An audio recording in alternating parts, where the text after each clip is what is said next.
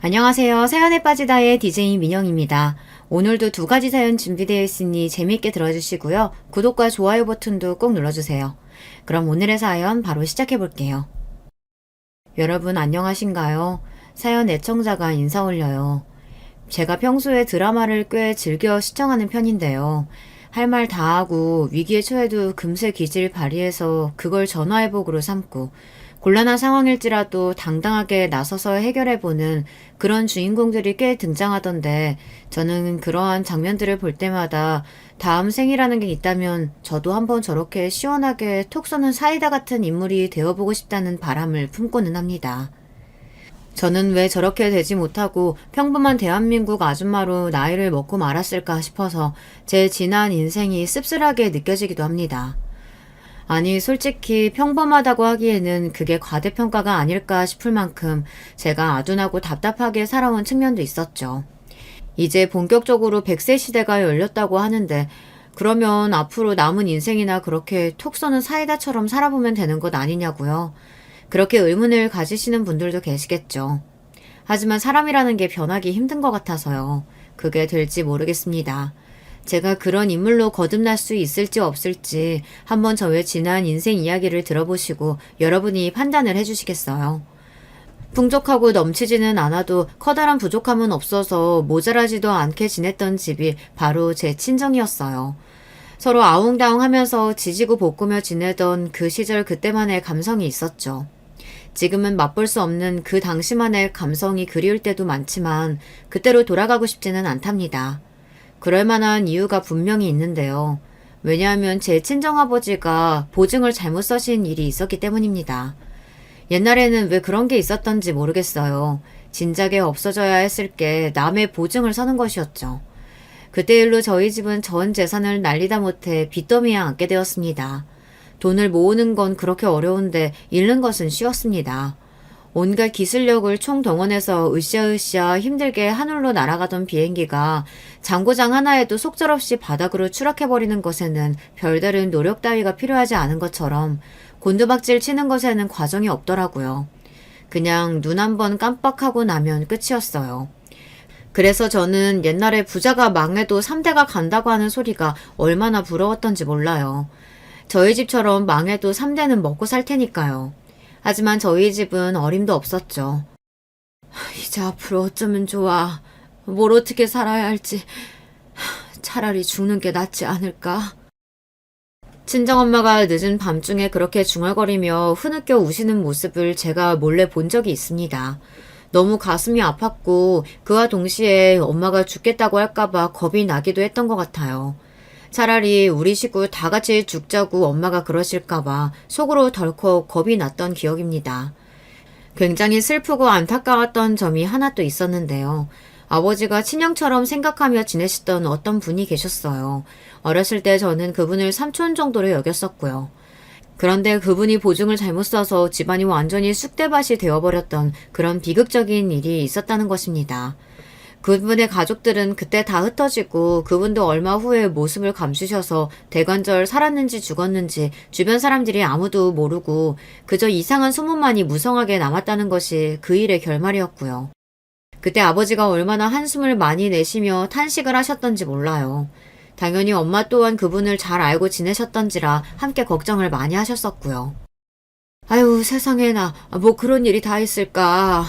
보증 서고 어쩌고 그러는 게 이렇게 무서운 거였어. 우리는 절대 그렇게 되면 안 되겠다. 돈이 이렇게나 무서운 거야. 어쩜 가족을 그렇게 박살내버릴 수가 있을지. 화목한 가정이었는데. 아유 진짜 말도 안 되는 일이야. 엄마가 안타까움에 어쩔 줄 몰라 하시며 혀를 끌끌 차셨던 건 제가 분명히 목도한 적이 있었습니다. 그러니까 저희 집은 가까이 지냈던 존재가 빚 보증 때문에 집안이 망가지고 가족들이 사라지고 인생이 곤두박질 치는 그런 비극적인 과정을 직접 목격하였던 집이었던 거예요. 그럼에도 불구하고 저희 집이 그놈의 빚 보증 문제로 망했습니다. 대관절 어떻게 그럴 수가 있었을까요? 비극적인 사건을 직접 봤으면서도 교훈을 얻지 못했던 대가, 그 값은 너무나도 컸습니다.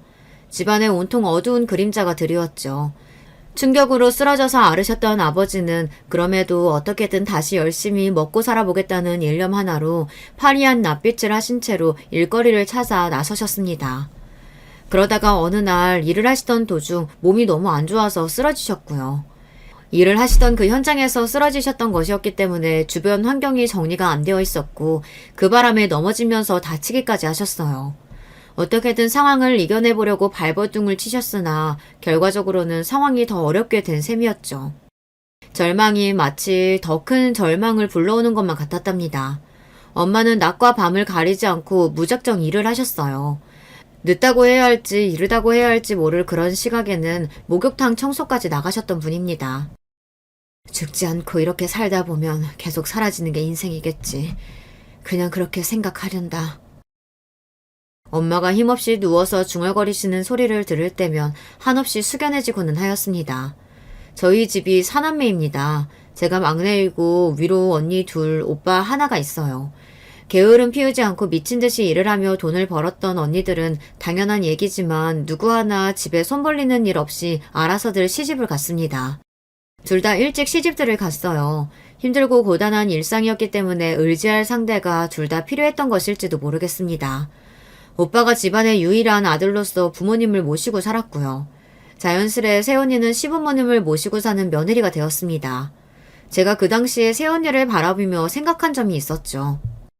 쓰러지셨던 그 후유증으로 지금 거동은커녕 말이나 한마디 똑바로 못하는 편찮으신 시아버지에 화병 걸려서 머리가 하얗게 물들고 낯빛에는 세상을 향한 불신과 분노와 염증만 남은 시어머니. 성격은 착하고 성실하지만 언제 잘릴지 알 수 없는 불안정한 직장에 다니는 남편. 이렇게 따지고 보니 새언니의 처지가 정말 안쓰럽구나. 정말 마음고생이 심하겠다. 새언니가 찢어지게 가난하지만 않았어도 가족이 다 뿔뿔이 흩어져 살았기 때문에 외로운 처지만 아니었어도 아마 작은 오빠한테 시집을 오진 않았을 거야. 괜히 그런 생각마저 드네. 제가 그때 저절로 한숨이 나왔으나 애써 새언니 앞에서는 아무런 생각도 안 하는 척 단순하게 굴었던 듯 싶네요. 그런 티를 내고 싶지 않았나 봐요. 집에 있던 돈이 다 날아가고 모든 것을 잃고 빚만 잔뜩 억울하게 떠안게 되었던 그때에 정말 꿈도 희망도 없었습니다. 그러나 집안의 막내로서 어린 마음에 부모님이 원망스러우면서도 동시에 감사했던 점은 그럼에도 가족을 포기하지 않으셨다는 점이었습니다. 저희 부모님과 가까웠던 그분은 집안이 폭삭 망한 이후로 가정이 박살났었는데 저희 집은 어쨌든 죽어도 같이 죽고 살아도 같이 산다는 일념으로 버텼던 것 같아요. 아버지가 깊은 후회와 죄책감을 가지고 계셨고 엄마가 절대 인생을 놓지 않겠다는 자세로 죽어랍시고 일을 다니시는 모습이 자식들 눈에 다 보였으니까요. 그러니까 자식들도 입 다물고 의원에게 불행을 먹어치우면서 없애고 상대해야 할 불행의 끝이 언젠가는 보일 거라는 작은 희망을 안고 살아왔던 것이었죠. 아주 고단한 며느리 노릇을 하게 된 새언니를 보며 속으로 이런저런 생각을 했던 시점으로부터 몇 년이 지났을 때 저는 인연을 만나서 결혼을 하게 되었습니다. 저보다 6살 연상의 남자였어요. 그리고 직업이 제법 괜찮았습니다. 한낱 월급쟁이 회사원이었으나 직종이 괜찮았고 그 회사가 나름 탄탄한 곳으로 알려져 있었거든요. 그 정도면 대단했죠. 왜냐하면 저는 그럭저럭 규모가 받쳐주는 공장의 사무실에서 일을 하고 있었거든요. 받는 돈은 아주 박봉이 따로 없었고요. 그러니 남편에 비해 제가 명함을 내밀 게 아니었습니다. 주변에서 하나같이 저를 향해 결혼을 잘하게 되었다며 축하를 해주었고 신기해하기까지 했습니다. 남편이 생김새도 제법 괜찮았거든요. 아주 무난했죠. 친정 식구들은 알아서 결혼을 척척 잘해내는 제가 장하고 대견하다는 말을 해주었습니다. 막내딸을 시집 보내는데 집에서 해주는 게 거의 없어 미안하다며 엄마는 눈물을 보이셨고요. 괜찮으니까 울지 마시라며 저는 엄마를 달래드렸고 모녀끼리 뭉클한 포옹을 나눴습니다. 그리고 아버지는 딱히 별 말씀을 안 하셨어요.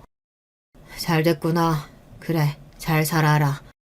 단지 그런 말씀뿐이었지만 저는 개의치 않고 아버지에게 인사를 올렸습니다. 시집가서 잘 살게요, 아버지. 다시 일어나셔야죠. 건강하세요. 그게 제가 아버지한테 바라는 거예요. 아버지는 헛기침을 큼큼 하시며 고개를 돌리셨는데 저에게 미안해서 식구들 앞에서 면목이 없어서 그러신다는 걸 저는 알았습니다. 저뿐만 아니라 가족들이 다 알았죠. 그래서 다들 별말 안 했고요. 결혼하고 나서 얼마 지나지 않았을 때 곧바로 저는 이런 생각을 하게 되었어요.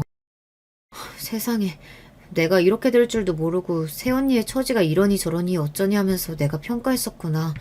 내가 뭐라고 감히 평가를 하면서 내심 동정까지 했을까. 오빠와 결혼해서 저희 부모님을 모시고 사는 새언니가 떠오른 것입니다. 자연스레 저의 상황과 비교가 되면서 죽을 맛이더군요. 왜냐고요? 가만히 뜯어보니까 차라리 새언니의 처지가 저보다 나은 것이 아닌가 싶은 생각이 들었기 때문입니다. 제 친언니들이라서 하는 소리가 아니라 저희 언니들은 신의 짓을 안 했습니다. 그럴 인문들이 아니었어요. 저마다 각박한 상황 속에서 시집들을 갔었기 때문에 결혼 생활에 적응하느라 다들 바쁘고 정신이 없었고요. 적응이 되고 난 다음에는 저희 부모님을 모시고 사는 새언니한테 고맙고 미안한 마음이 든다며 가끔씩 반찬이나 싸들고 방문하는 게 전부였습니다.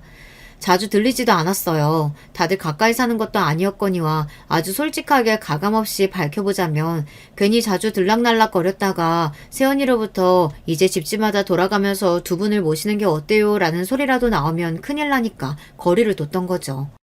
아무튼 그렇다 치더라도 저희 언니들은 새언니한테 잔소리 한 번을 안 한 인물들이었는데요. 제가 처한 상황은 좀 달랐습니다. 올케, 우리 엄마 생선 얼마나 좋아하시는데 요새 생선 한 번 안 구웠다면서? 귀찮아서 그래? 제발 신경 좀 써. 구석에는 오래된 책장 저거 내가 정리 좀 했으면 좋겠다고 말한 게 벌써 한두 번째야? 올케, 제발 빠릿빠릿하게 정리 좀 하고 살아. 저는 신의 짓을 당하고 있었거든요. 남편이 누나만 둘입니다. 3남매라서요. 그리고 시누이들이 시댁과 멀리 살지 않았습니다. 아니 제가 결혼을 한 지 1년이 되기를 했나 2년이 되기를 했나 시간이 좀 쌓이고 나서 저한테 태클을 걸어 들어왔다면 저도 어쩌면 자연스레 수긍하는 측면이 있었을지도 모르죠. 하지만 결혼하고 나서 꼴랑 한 달, 두 달 정도가 되었을 때부터 득달같이 저를 들들 볶으면서 참견질을 해대니까 진짜 사람 미치겠더라고요. 얼마나 사사건건 꼬투리를 잡으면서 사람을 번거롭게 만드는지 몰랐습니다. 시누이 둘 다 하도 인상을 잘 써서 미간에 주름이 잡혀있는 얼굴들이었네요. 큰 시누이는 결혼해서 애가 2명이었고요. 맞벌이를 하면서 살았습니다. 그런데 정식 직장이라기보다는 살짝 아르바이트에 가까운 그런 일을 해서 시간적 여유가 좀 나는 것이었어요. 이놈의 시간적 여유가 덜 났으면 제가 그때 덜 피곤하지 않았을까 하는 생각을 많이 해봤었네요. 작은 시누이 쪽도 애가 2명이었는데요. 그런데 이게 사람이 아니고 동물이었습니다. 동물 2마리, 개 하나, 고양이 하나 이렇게요. 하지만 작은 시누이 본인이 그 동물 2마리를 자기 애처럼 생각하면서 여간 챙기던 게 아니었기 때문에 사실상 진짜로 애가 2명이 있다고 봐도 무방했습니다. 결혼은 안 했냐고요? 했죠. 했었죠. 저희 부부가 결혼할 적에 작은 시누이는 이혼에 들어갔습니다. 별거는 사실 진작에 하고 있었다나 뭐라나 대략 그런 이야기였고요.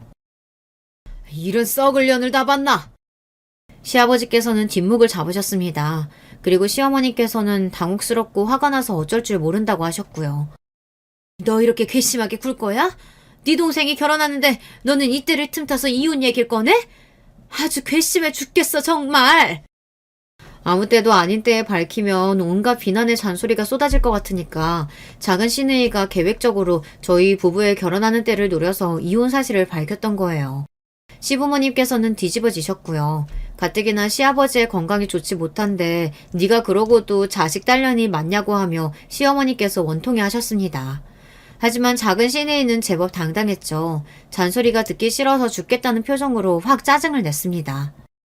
그러면 나보고 어떡하라고요? 그 미친놈이랑 평생 죽을 때까지 같이 살까요? 이혼 하나 못해서 그렇게 인생 망쳐야 한다고요? 나는 그렇게 생각 안 해. 아직 애 없는 게 천운이지. 애 생기기 전에 갈라서는 거예요. 잘못한 게 없다면서 박박 우겨대는 작은 시누이의 모습을 보며 저는 보통이 아니다라는 인상을 받았습니다. 거참 희한한 일이었어요. 남편한테는 저렇게 드센 면모가 없었거든요. 이제 막 결혼을 한 것이었으니 잘 안다 모른다 말을 하는 것은 시기장조이긴 했으나 확실히 인상만 봐도 누나들하고는 달랐습니다. 드세고 억센 기운이 얼굴에 없었어요. 아직 애가 들어서지 않은 게 아니라 전략적으로 애를 아직 안 가졌던 게 아닐지. 듣고 있던 큰 시누이가 혼잣말을 하듯 중얼거렸고 그러자 작은 시누이의 얼굴이 민망함으로 물들었더랬죠. 그때는 몰랐으나 작은 시누이가 키우는 동물 2마리 때문에 너무 미쳐 있어서 임신 문제는 뒷전이었던 것으로 나중에 생각이 되더라고요. 큰 시누이가 그렇게 말을 했었을 때 시부모님께서도 골치 아파 죽겠다는 기색들이 되셨었고요. 아무튼 드세고 억센 기운을 제 앞에서 선보이며 저를 불안에 떨게 만들었던 시누이들은 혹시는 역시라는 진리의 법칙을 보여주었던 것입니다. 얼마나 사사건건 올케거리면서 모든 걸 제 탓으로 몰아가고 저에게 하나부터 열까지 다 시키려고 들었던지 모릅니다. 큰 시누이는 이런 논리를 들이밀었어요. 올케는 내 동생하고 결혼하면서 해온 게 뭐가 있어? 솔직히 몸뚱아리만 가지고 온 거나 다름없지 않아? 세상에 공짜가 어딨어. 값을 내면서 살아야지. 진짜 더럽고 치사하지 않나요? 제가 친정의 사정이 변변하지 않다는 점, 그리고 제 직장이 남편의 직장보다 못해서 벌이가 뒤떨어진다는 점, 이런 것들을 들어서 큰 시누이는 제가 많이 부족한 면모를 시댁을 향해 희생정신으로 채워야 한다고 주장했습니다. 조금 슬펐던 점은 그 당시에 제가 큰 시누이가 더럽고 치사하게 뱉은 말들이 따지고 보면 썩 그렇게 틀린 이야기는 아니니까 그럴싸하기는 하다고 생각하면서 주먹을 꽉 쥔 채로 반박을 못하고 수긍을 해버렸다는 거예요. 객관적으로 뒤떨어지는 제 자신을 향한 자신감이 저는 그렇게나 없었나 봐요. 친정 식구들이 얼마나 고생하면서 힘들게 버텨오고 살았는지 다 아는데 제가 시시콜콜 다 떠들면서 힘들다고 투정을 부리는 것은 상상조차 할 수가 없었습니다. 혼자서 견뎌내지 못할 시련이라고 생각하지도 않았었고요. 그러니 제가 친정의 비호를 전혀 못 받는다고 여겨서 시누이들이 더욱 저를 함부로 대했던 것 같아요. 큰 시누이가 더럽고 치사했다면 작은 시누이는 얄밉고 짜증이 났습니다. 그리고 둘 중에서 누가 더 싫었느냐는 질문이 들어온다면 저는 고민 안 하고 작은 시누이를 고르렵니다. 집이 되게 어렵게 살았으니까 올케는 생활력이 좋겠네. 뭐든 혼자서 척척 잘해내겠어. 네, 딱히 그렇지는 않지만 열심히 하려고는 노력하고 있어요. 그래 올케. 그런 자세 아주 좋아. 사람은 노력을 하면서 살아야 돼. 인생은 결코 쉽고 만만한 게 아니야. 매사에 노력을 해야 한다고. 저는 작은 시누이한테 제발 너나 잘하라고 말해주고 싶은 게 본심이었답니다. 하지만 여간 평범하지 않은 게 아닌 인물이었기 때문에 개구고 싶지 않아서 가만히 있었을 뿐이었죠. 솔직하게는 용기도 그때는 부족했고요. 그런 의미에서 올게. 다음 주 수요일하고 목요일에 우리 집 와서 파랑이 좀 챙겨줄래? 네? 파랑이를요? 내가 그때 일이 있어서 집을 비우게 돼서 그래. 동물 사랑하고 위하는 노력도 열심히 좀 해봐. 제가 퇴근하면서 들르면 되기는 하는데요. 출근할 때도 들러. 출근 때 들르고 퇴근 때 들러서 1시간 정도 있으면서 파랑이 챙겨주고 놀아줘. 놀아주는 장난감은 다 준비되어 있거든? 올케가 팔 떨어지게 흔들기만 하면 돼. 파랑이 화장실 치우고 물 갈아주고 온 집안에 털 날리고 붙은 거 청소하고 그렇게 해줘. 아니 제가 고양이를 잘 모르는데 사랑이는요? 사랑이는 혼자 못 둬서 엄마한테 봐달라고 할 거야. 엄마가 외출하셔도 집에 아버지는 계시니까 사랑이가 혼자 안 있어도 되겠지. 네, 그렇군요. 대답이 왜 시원하지가 않아? 돈도 얼마 못 버는 직장답게 일도 일찍 끝나잖아. 퇴근하고 나서 우리 파랑이 좀 챙겨주는 게 그렇게 어려워? 거절은 사양할 테니까 다음 주에 올케가 우리 파랑이 돌보는 걸로 나는 알고 있을게. 진짜 미친년이 따로 없었습니다. 다짜고짜 뭘 혼자 결정을 다 하고 난리인가요? 사랑이는 개, 파랑이는 고양이였습니다. 사랑이는 13살 먹은 시추였고요. 파랑이는 11살인가 12살이었나 그 정도 된 눈이 파란 고양이였죠. 제가 팔자에도 없을 것 같은 동물들 뒤치다거리를 작은 시누이 때문에 처음 해봤습니다. 작은 시누이의 집에 가서 고양이를 돌보고 챙기는 것, 그것만으로 끝이었을 것 같나요? 아니었죠. 올케, 집에 들러준 김에 정리정돈까지 해줄 수는 없었어? 사람이 왜 그렇게 눈치가 없고 야박하고 지랄이야? 저한테 하나를 안 주며 열을 바라는 그런 도둑놈의 심보가 바로 작은 시누이였습니다. 제가 작은 시누이만큼은 정말 똥이 더러워서 피하지 무서워서 피하냐는 마음가짐이 되어서 대하게 됐던 것 같아요. 알면 알수록 보통 이상한 사람이 아니었네요.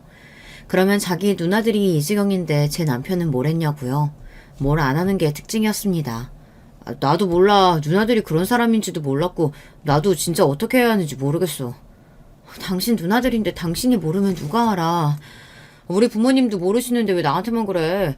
특히 작은 누나는 왜 그 지경인지 아는 사람이 아무도 없어. 답답해.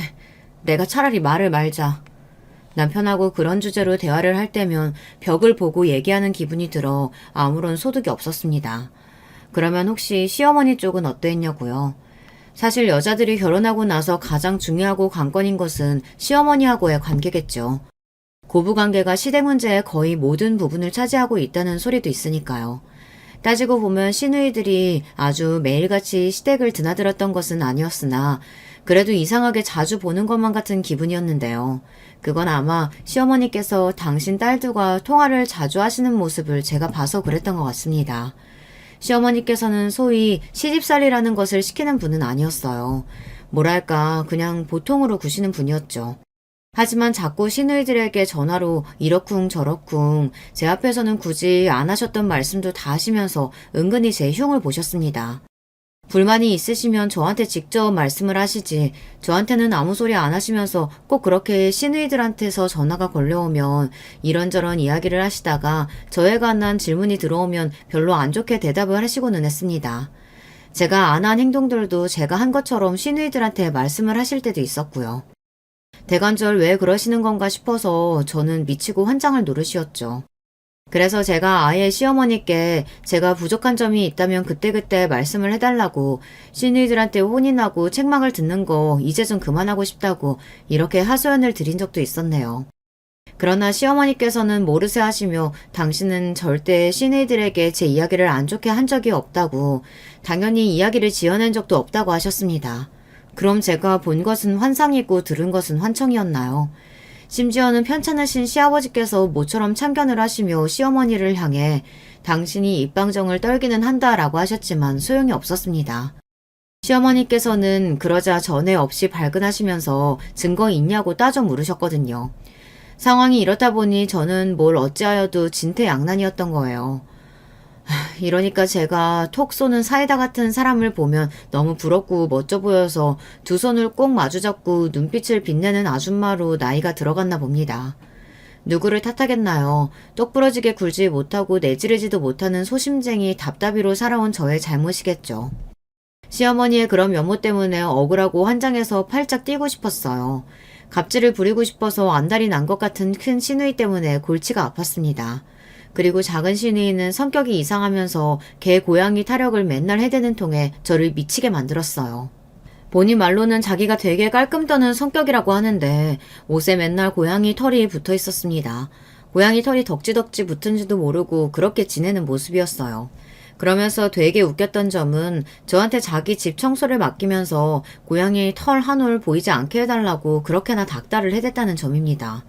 애초에 제가 왜 작은 시누이가 집을 비울 때마다 고양이를 봐줘야 했던 건지 그것부터는 사실 이해가 안 되는 대목이었죠.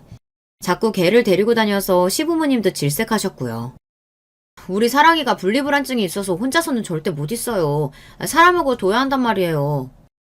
작은 시누이가 짜증을 내는 앞에서 시어머니께서는 다 포기했다는 표정을 짓고 계셨고요. 제가 보기에 분리불안증이 있는 건 개가 아니라 작은 시누이 본인 같았습니다. 개를 사람인 것처럼 생각하고 위하면서 온갖 옷을 사다가 입히는 꼬라지도 정말 보기 힘들었죠. 작은 시누이 때문에 저는 개 고양이만 보면 스트레스가 밀려와서 가슴이 막 뻐근해지는 사람이 되고 말았어요. 설마 그러면 제가 억울하고 환장하는 생활을 계속하면서 시누이들에게 시달려왔냐고요. 그랬을까봐 경악하시는 분들이 계시다면 안심을 시켜드리고 싶네요. 그러지는 않았답니다. 다행이죠. 제가 단호한 태도를 보이게 돼서 시누이들이 잔소리를 끄는 건 아니었네요. 시누이들이 개가천선을 한 것도 아니었고요. 시어머니께서 이상하게 입을 나불대시는 걸 그만둔 것도 아니었답니다. 그렇다면 대관절 제가 어떻게 그런 생활에서 벗어났느냐고요. 간단한 해결책이었어요. 바로 이사를 갔거든요. 편찮으셨던 시아버지께서 돌아가시고 나서 분위기가 어수선해진 틈을 타서 그때 이사를 가버렸습니다. 처음에 제가 이사 이야기를 꺼냈을 때 남편의 반응은 미적지근했습니다. 출퇴근 동선이 이사 가면 훨씬 더 낫다는 걸 계산하고 나서 반응이 바뀌었더군요. 이사를 하게 되면 회사에서 거리는 약간 더 멀어졌으나 출퇴근하는 길이 더 좋아져서 결과적으로 시간은 단축됐기 때문입니다. 그 계산을 마치고 남편이 이사에 적극 동의를 했었습니다. 시댁하고 워낙 가까이 살다 보니까 제가 너무 스트레스를 받아서 화병 걸리기 직전이었다는 점도 남편이 제 눈치를 보게 만들어서 이사라는 결론으로 이끌어졌고요. 저희 부부가 결혼할 때 이혼을 발표했던 작은 시누이의 만행에서 좋은 힌트를 얻었기에 그 덕분에 별탈 없이 이사를 할 수 있었어요. 시아버지께서 돌아가시고 나서 아직 어수선하고 뭔가 뒤숭숭하던 시기, 그때에 이사를 해버리니까 다들 묻고 따질 겨를이 없었던 것이죠. 자주 안 보고 사니까 관계도 나아지더라고요. 시어머니께서 습관적으로 이야기를 지어내시며 저에 대한 험담을 하신다는 걸 시누이들도 시간이 가면서 자연스레 눈치채게 되었거든요.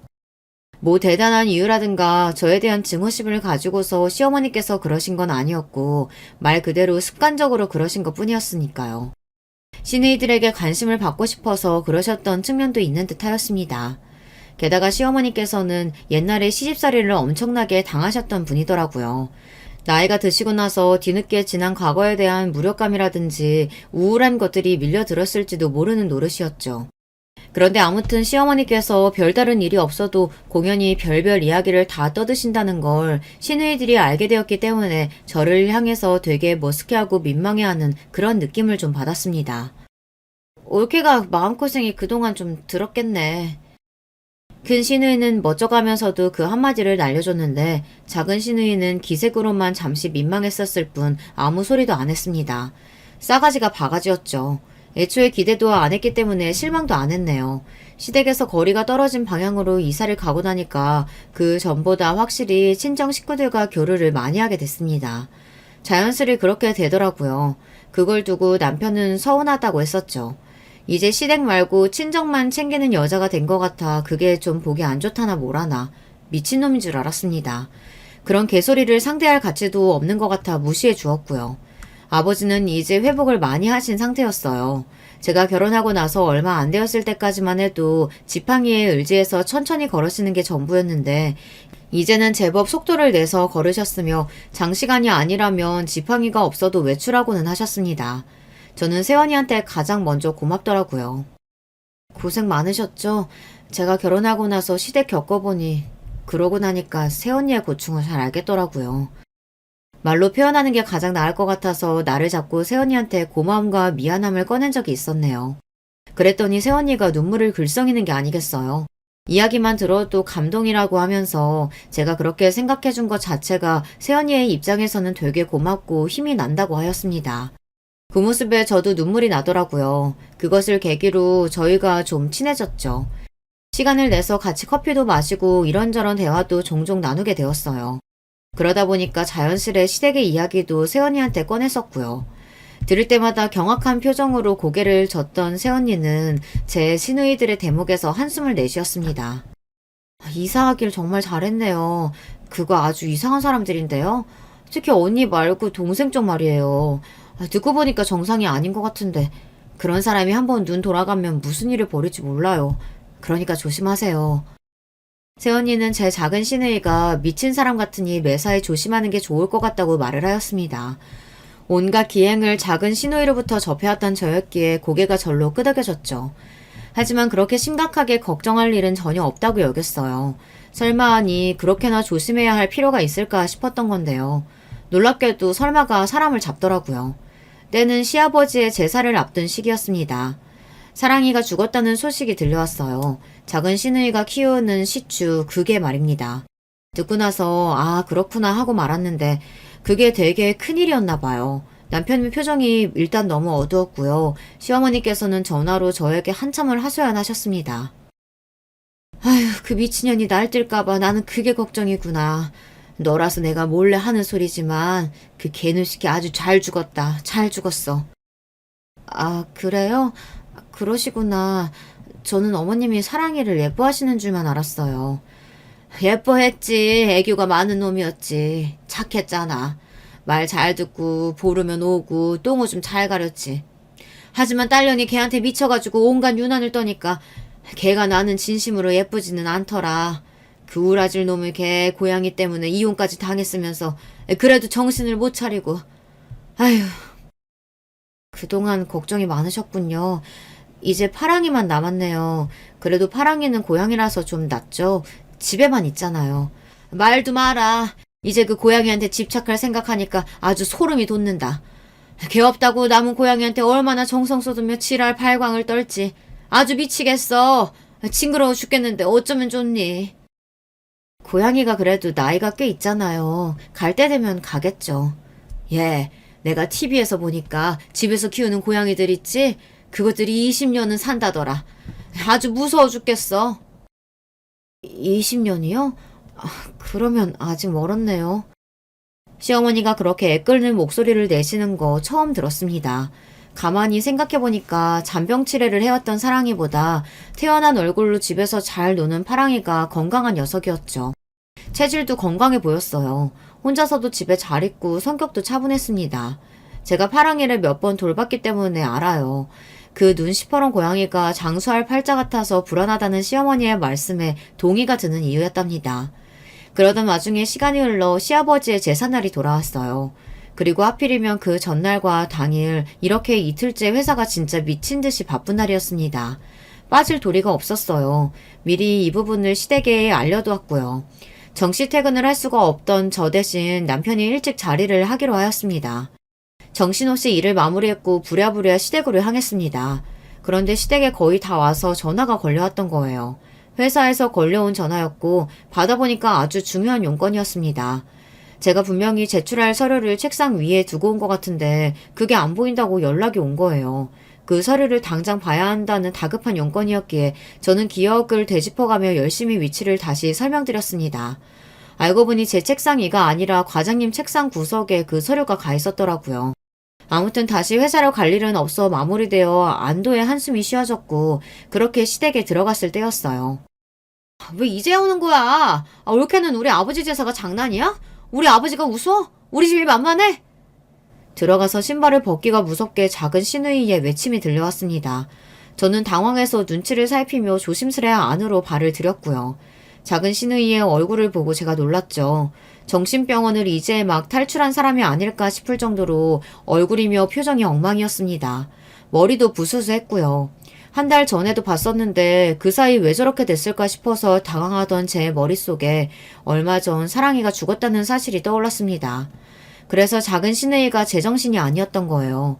그리고 그런 와중에 제가 빌미를 제공하고 말았고요. 큰 시내에는 부끄러워서 미치겠다는 얼굴이 되어 자기 남편을 잡아 끌더니 잠시 요 앞에 약국이나 갔다 오겠다고 하더군요. 약국 문 닫기 전에 급하게 살 게 있다나. 그런 핑계를 대면서 자리를 피했습니다. 제가 도착하기 전부터 작은 시누이가 분위기를 망쳐놓고 깽판을 치고 있었음을 어렵지 않게 예측할 수 있는 대목이었네요. 제 남편은 진이 쏙 빠져 넋이 나간 몰골로 제 쪽을 초조하게 살피고 있었고요. 작은 시누이가 저한테 이제는 아예 삿대질을 하면서 욕을 퍼붓습니다. 그리고 저도 이제 이 모든 게 지긋지긋해졌어요. 10분도 안 늦었는데 왜 이러세요? 10분은 시간 아니야? 10분 늦은 것도 지각이거든? 어디서 눈 똑바로 뜨고 말댔구야? 제발 정신 좀 차리세요. 언제까지 그러고 사실 거예요? 정말 한심하네요. 뭐라고? 니값게 뭔데 나한테 한심하다고 해? 네가 잘난 구석이 하나라도 있어? 네가 뭔데 나한테 말을 그따위로 하냐고! 내가 묻잖아! 작은 시누이가 완전히 미친 사람처럼 소리를 막 지르더니 갑자기 손에 뭘 쥔 채로 제 얼굴을 막 때리는 게 아니겠어요. 저는 방어도 못한 채로 얼굴을 세게 얻어맞고 말았습니다. 뭘로 절 때렸는지 보니까 동그란 보관함이었어요. 하도 세게 저를 때려서 그 보관함이 열렸는데 그 안에서 돌멩이가 몇 개 나왔습니다. 길가의 돌멩이 말고 반질반질 예쁘고 색감이 있는 돌멩이요. 우리 사랑이가 기특하네. 나 대신에 건방진 올케한테 한 방 먹여줬네. 시누이의 말을 듣고서 알았습니다. 그 돌멩이 죽은 개 사랑이의 유골로 만들어졌다는 것을요. 와, 아파서 미치겠고 어지러운 와중에 작은 시누이의 만행 때문에 머리 끝까지 화가 났습니다. 남편을 붙잡고 너무 아프다고 하면서 울었어요. 그랬더니 남편이라는 놈이 어버버 하더니 기껏 한다는 소리가 이거였어요. 작은 누나, 제발 자꾸 이러기야? 장난하는 것도 아니고 이런 심각한 상황에서 고작 저런 말이 전부라는 게 믿어지지가 않았네요. 시어머니께서는 현기증을 일으키시며 벽에 기대신 채로 주저앉으셨고요. 신음을 하시는 시어머니 곁으로 남편이 놀라서 후다닥 달려갔습니다. 그러자 작은 시누이가 저를 째려보며 이게 다 저 때문이라고 하더군요. 뭐? 나 때문? 이것조차 나 때문이라는 거야?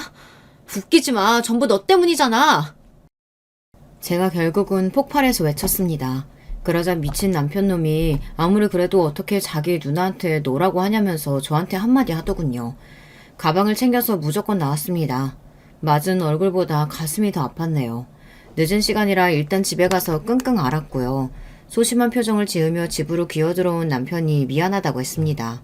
그러면서 별일 아닐 거라고 했습니다. 제가 아파 죽겠다는데 그 옆에서 자꾸만 별일 아니라고 자고 일어나면 아픈 것도 괜찮아질 거라고 하더군요. 진통제를 때려붓고 억지로 잤던 저는 다음날 당장 병원에 가봤어요. 그랬더니 왼쪽 얼굴에 광대뼈가 함몰되었다는 겁니다. 눈 주변이 땡땡 부은 상태였고 멍이 들어있었고요. 수술 날짜를 바로 잡자는 소리를 듣는 동안 제가 기가 막혔죠. 나 이거 수술해야 된대. 별일 아니라면서. 근데 수술해야 한다고 그러네? 뭐 정말? 어떡하기는. 미친 네 누나한테 가서 보상해달라고 해. 그리고 진심으로 나한테 무릎 꿇고 사과하라고 해. 미안하지만 작은 누나가 반성할 사람이 아니야. 보상은 어떻게든 돈으로 받아내 보겠는데 뉘우칠 사람이 아니라서 차라리 그냥 내가 당신한테 돈을 줄게. 남편의 소극적인 태도에 돌아버릴 뻔했습니다. 시어머니 또한 발만 동동 구르시면서 어쩌면 좋으니 어떡하면 좋겠니 이런 소리만 하셨어요. 아무도 해결을 위해 나서지 않았고 작은 시누이를 나무랄 생각조차 못했습니다. 너무 서럽더라고요. 제가 수술을 하게 됐다고 하니 친정은 뒤집어졌어요. 자세하게 전부 이야기는 안 했고요. 작은 시누이가 잘못해서 어쩌다 실수로 저를 쳤는데 이렇게 되었다고. 사과할 생각은 없어 보이더라. 이런 식으로만 이야기했습니다. 이것 이상의 걱정을 끼치고 싶지는 않았어요. 그런데 아버지가 저를 찾아오신 겁니다. 생각지도 못한 일이었죠. 제가 좋아하는 딸기를 사들고서 오신 아버지를 보자마자 눈물이 핑 돌았습니다. 아직 딸기철도 아닌데 요즘 엄청 비쌀 텐데. 너 입원한다면서 병원에 네가 누운 걸 보게 되면 내가 공연히 눈물 날까 봐서 차라리 이렇게 미리 보러 왔다. 아버지가 멋쩍어 하시면서 그렇게 말씀하셨을 때 결국 눈물이 확 터져나오고 말았습니다. 미치도록 서러움이 막 터져나오더라고요. 저는 아버지 앞에서 무슨 일이 있었던 건지 미주알 고주알 다 떠들어버리고 말았어요. 아버지는 화가 나서 얼굴에 열이 잔뜩 오른 모습이었고요. 그 모습을 보자 아차 싶어서 제가 아버지한테 너무 화내실 것 없다고 달래드렸습니다. 똑같이 얼굴을 때려줄 수도 없는 노릇이고 그렇다고 해서 작은 시누이가 반성할 인간도 아니고 그냥 답답한 상황이니까 일단은 참고서 천천히 생각을 해봐야 할 문제라고 말씀드렸어요. 그런데 아버지가 고민하시는 것 같은 그런 표정을 짓더니 대뜸 저에게 작은 시누이의 집을 알려달라고 하시는 겁니다. 저보고 현관문 비밀번호를 아냐고 물으셨을 때 저는 그 의도를 파악할 수 있었어요. 저도 그 집에 가본 지는 꽤 됐는데 아마 비밀번호 안 바꿨을 거예요. 걔를 입양했던 날짜로 현관문 비밀번호를 해놨거든요. 그 걔가 지금은 죽기는 했는데 더 애틋해서 안 바꿨겠죠. 저는 홀린 듯이 아버지에게 작은 시누이 집을 알려드리고 말았습니다. 이게 잘한 짓인지 아닌지 모른 채로 걱정에 눈을 꼭 감으며 수술을 받았었네요. 저희 아버지가 그 집에 가서 무엇을 하셨을지 혹시 예상이 가는 분 있으실까요? 작은 시누이는 난리가 났습니다. 파랑아, 우리 파랑이 어디 갔니? 얘가 대체 어디로 간 거야? 게다가 우리 사랑이까지 없어졌잖아. 고양이가 없어진 겁니다. 집에 와서 보니 현관문이 미세하게 열린 채로 닫혀있지 않았으며 안에 고양이는 없었죠. 심지어 죽은 개의 유골함마저 사라진 뒤였습니다. 작은 시누이가 즉시 거품을 물고 발작하면서 사방팔방으로 고양이를 찾아다녔어요. 집에 도둑이 들었다고 신고도 했고요. 하지만 현관문 앞에는 CCTV가 없었고 아버지는 흔적을 남기지 않았죠. 게다가 시어머니를 포함하여 모두의 반응이 미적지근했어요. 자유를 찾아서 떠났겠지. 자유라니 무슨 자유? 죽음의 자유? 나가면 그냥 우리 애 죽는 거예요. 엄마, 이게 얼마나 심각한 상황인지 모르는 거예요? 너는 네 올케 얼굴을 그렇게 때려놓고 사람이 수술을 받았는데 가보지도 않으면서 그놈의 고양이 타령. 아유 지겹다 지겨워. 제발 그만 좀 하자. 나는 네가 네 아버지 제삿날에도 그지를 떠는 거 보고서 이제 학대기를 결심한 사람이야. 시어머니가 진절머리를 치신 겁니다. 게다가 큰 시누이는 자기 동생이 신고한 경찰한테 가서 조사할 필요도 없다라고 말을 하기까지 했어요. 그쯤 되자 작은 시누이는 눈이 돌아버려서 모두가 작당하고 자기 고양이를 가져다 버렸으며 자기 개의 흔적까지 치워버린 거라고 여기고 미쳐 날뛰기 시작했어요. 고양이는 사실 아버지가 당신의 고향인 시골 동네에 가서 풀어버리셨습니다. 그 동네에 유독 동물에게 호의적인 노인분들이 살고 계셨거든요. 고양이들이 서로 싸우지도 않고 평화로이 사는 동네였는데 거기에 아버지가 작은 시누이 고양이를 풀어놓으셨어요. 그리고 작은 시누이의 개 유골함도 그 시골 땅의 어느 구석에 묻어버리셨습니다. 설마 제 친정아버지가 그러셨을 거라고는 그 누구도 아무도 상상조차 할 수 없었죠. 작은 시누이만 답답하고 환장해서 돌아버리는 상황이었어요. 수술은 아주 성공적이었고 저는 태연하게 굴었어요. 작은 시누이의 요청으로 그 집에 고양이를 돌보러 몇 번 갔었는데 현관문이 꽉 안 닫혀있던 때를 목격한 적이 있다고 말하였어요. 문 밖에 복도에 고양이가 돌아다니는 걸 제가 발견해서 잡아다가 집 안으로 데리고 들어간 적도 있다고 하였고요. 제가 지어낸 이야기를 듣고 시어머니께서는 더욱 당신의 작은 딸이 평소에 문단속도 안 하고 다니는 주제에 적반하장으로 나온 미친년이라는 확신을 가지게 되셨습니다. 큰 시누이 또한 자기 동생이 미친 줄은 알고 있었지만 이 정도일 줄은 몰랐다면서 갈수록 선을 넘는 꼬라지를 못 봐주겠다고 하며 고개를 흔들었고요. 저는 나몰래 씩 통쾌하게 웃었답니다. 친정 부모님은 저에게 몸이 회복하는 대로 이혼을 준비하라고 하셔서 저를 놀래키셨어요. 이혼이요? 솔직히 하고 싶은 마음이야 있어요. 그래도 두 분은 어떤 힘든 일이 있어도 갈라서지 않으셨는데 제가 고작 이런 일들로 이혼을 해도 되는 건지 모르겠어요. 그 앞에서 저는 우물쭈물 굴었으나 부모님이 무척 단호하셨습니다. 두 분이 이혼을 하지 않고 버티셨던 것은 서로를 향한 진심 그리고 자식들을 위하는 마음이었다고 했어요. 그리고 저희 부부에게는 둘 중 어두 것도 없으니 이혼하는 게 옳다고 하셨습니다. 저는 부모님의 말씀을 잘 듣는 효녀가 되기로 결심해서 따르기로 하였고요. 이혼을 해낼 수밖에 없는 증거를 그때부터 차곡차곡 모아 남편의 뒤통수를 치고 이혼을 선언했습니다. 우리 그냥 앞으로 잘 살아보기로 한 거 아니었어? 이혼이라니. 안 돼. 나는 그것만은 못해줘. 억울해. 자기가 뭔데 제 앞에서 억울하다고 하는 건가요? 어이가 없었네요. 남편이 저에게 울고불고 매달리고 있을 때 폐인이 된 몰골로 작은 시누이가 찾아왔습니다. 다짜고짜 이게 다 저 때문이라고 하면서 저 때문에 자기 인생이 망했다고 했어요. 저는 평온한 얼굴로 그냥 웃어주었고요. 그리고 작은 시누이의 정신 나간 그 모습을 본 남편이 망연자실했습니다. 상황이 이렇게 되니 이혼을 못 해주겠다고 나올 게 아니라는 걸 깨달았기 때문이에요. 그 미친 누나 때문에 결혼 생활이 망했다면서 남편은 눈물을 글썽였습니다. 그런데 사실은 말이죠. 제가 그 전날에 작은 시누이한테 연락을 해서 도발을 했어요. 파랑이는 아직도 목격 제보가 안 들어왔어요? 안타깝네요. 혹시 이미 사랑이를 만나러 간 건 아닐까요? 둘 다 무지개 다리 건너서 행복하게 놀고 있을지도 모르겠어요. 그러자 작은 시누이가 눈깔이 돌아서 그 다음날 당장 저를 찾아왔던 것이죠. 그러니 이게 다 저의 계획이었고요. 작은 시누이의 만행을 눈앞에서 보고 전의를 상실한 남편은 이혼 도장을 찍어주었답니다. 이건 여담인데 이혼이 확정된 직후에 저희 새언니가 작은 시누이를 찾아갔어요. 야, 네가 그렇게 미친 년이라면서? 나는 독한 년인데 내가 시부모님 수발지면서 살아온 년이야. 내가 시아버지 일으켰고 시어머니 회복시켰어. 너 따위는 내 앞에서 나댈 깜냥도 못 대. 너는 내가 보니까 악기가 들렸나 보다. 그래서 미친 거지. 성수 세례 한번 받아볼래? 시누이가 싱크대에 작은 시누이의 머리를 쳐박으며 물을 틀었다고 합니다. 성수 세례니까 바꿔서 악기를 물리치라면서 말이에요. 공포에 질린 작은 시누이가 비명을 그렇게나 질렀다고 하네요. 저한테 한 짓이 있으니 차마 새언니를 고소도 못했고요. 저는 새언니가 그렇게 엄청난 면모를 가질 줄은 몰랐기에 듣고 나서 많이 놀랐답니다. 하지만 솔직히 통쾌했어요. 가족들이 최고란 생각이 들었죠. 친정 식구들 덕분에 정신이 흐려졌던 결혼 생활에서 해방이 된 저는 그 이후로 잘 산답니다. 잘 살고는 있는데 이게 정말 객관적으로 잘 사는 건지 모르겠습니다. 사람들은 저한테 이혼 기똥차게 잘했다면서 인생 살만나겠다고 하던데 저는 왠지 자신감이 없는 것 같아요. 세연이처럼 강력한 한 방을 낼 자신이 없는 느낌인데요. 여러분, 제가 과연 이번 생에서 톡 쏘는 사이다로 거듭날 수 있을까요? 안녕하세요. 저에게 있었던 일을 사연으로 나눠보고자 하는 여성 독자예요. 사람은 뭐든지 직접 겪어봐야 깨닫는 동물이라고 하잖아요. 저 같은 경우에는 어른들 말씀 틀린 것 없다는 옛말을 가벼이 여겼다가 직접 호되게 당하고 나서 그게 진짜 맞다는 것을 깨달은 사람이랍니다. 제 경험담을 허심탄회하게 여기서 풀어볼게요.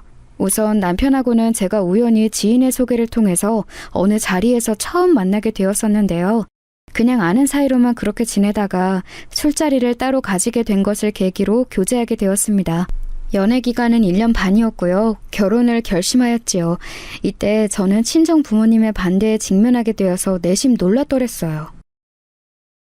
엄마, 아빠, 제가 그 사람하고 만나는 걸 굳이 간섭하지도 않으셨고 관심을 가져오신 것도 아니잖아요. 그런데 이제 와서 결혼은 좀 아닌 것 같다라고 하시면 저는 어떡하라고요? 너무 당황스럽네요.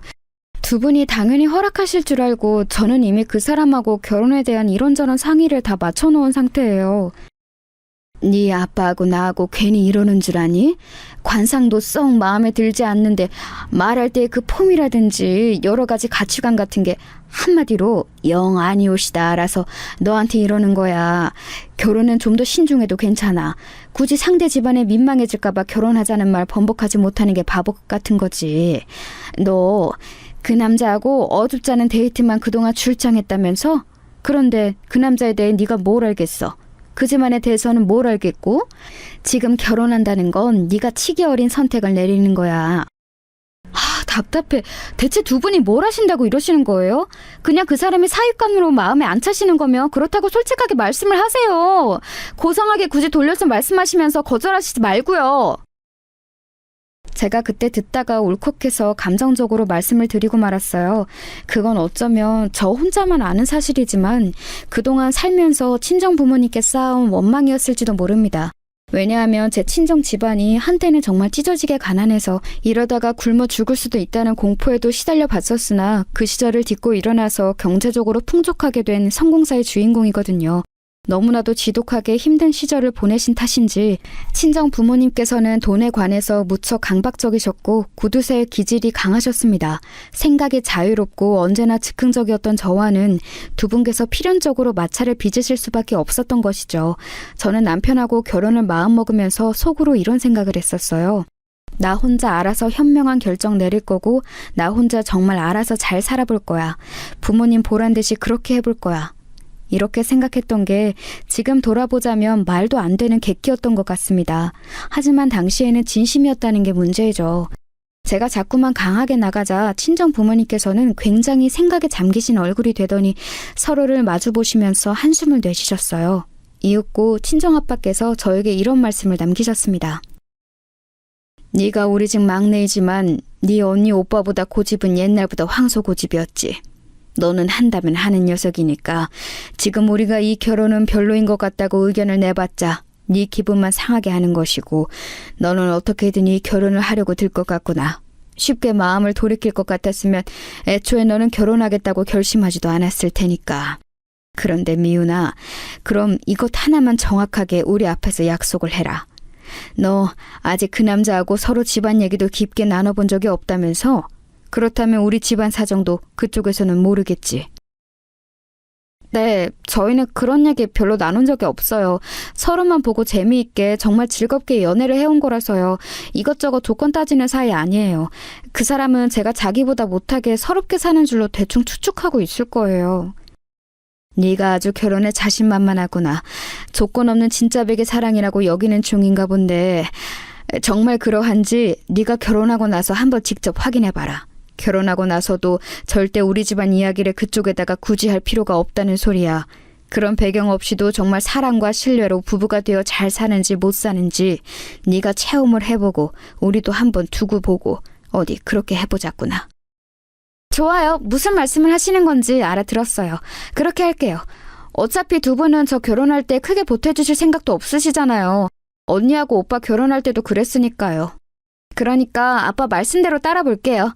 저희 집 이야기를 굳이 떠벌리지 않고 공개하지 않고 그렇게 한번 살아보겠습니다.